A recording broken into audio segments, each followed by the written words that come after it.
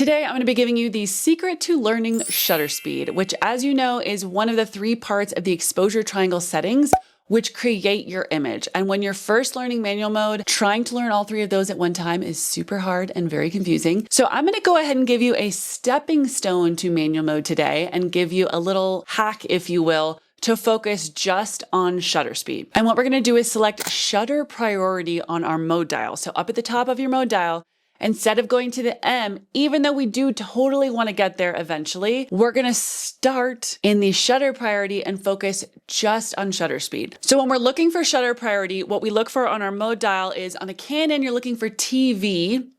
Don't ask me why. I don't know who picked that. On Nikon or Sony, you're going to actually look for an S for shutter speed, which makes way more sense.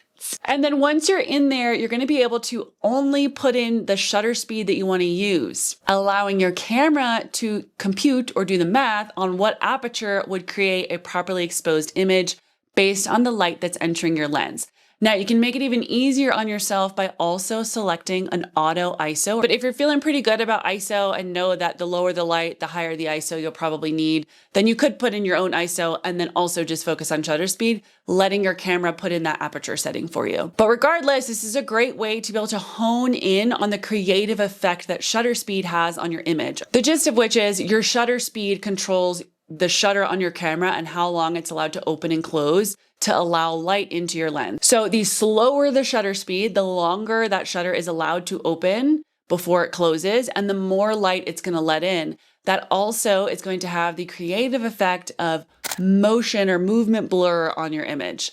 The faster the shutter speed you use, essentially the faster your lens is going to blink, but also the less light it has to let in because it's less time that it's letting light in, right?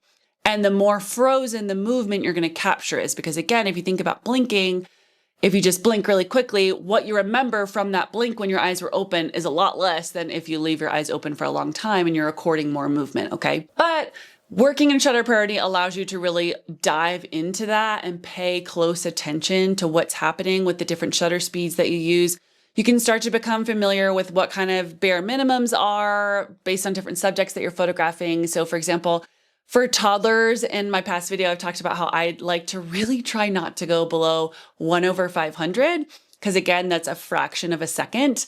So I like a faster shutter speed for toddlers because they're pretty erratic and you never know what they're going to do. If you're trying to do something creative, like capture someone running by and you want to see that movement, then obviously you're going to want a slower shutter speed. Or maybe you're doing like the flashlight painting, you need a really slow shutter speed. Just depends on what you're photographing. But moral of the story is the secret to learning it is focusing on just shutter speed, utilizing something like shutter priority mode. Hopefully that little hack will help you understand shutter speed more quickly than if you just jump right into manual mode and start trying to piece everything together at once. If you have more questions about working in manual mode or the exposure triangle settings or anything else related to photography, especially if you're a mom, drop down to the comments. No question is a dumb question here. We like all questions. I will respond via the comment or possibly even via a video. In the meantime, go ahead and check out the videos we already have posted and subscribe to follow along for more helpful videos coming straight to your inbox.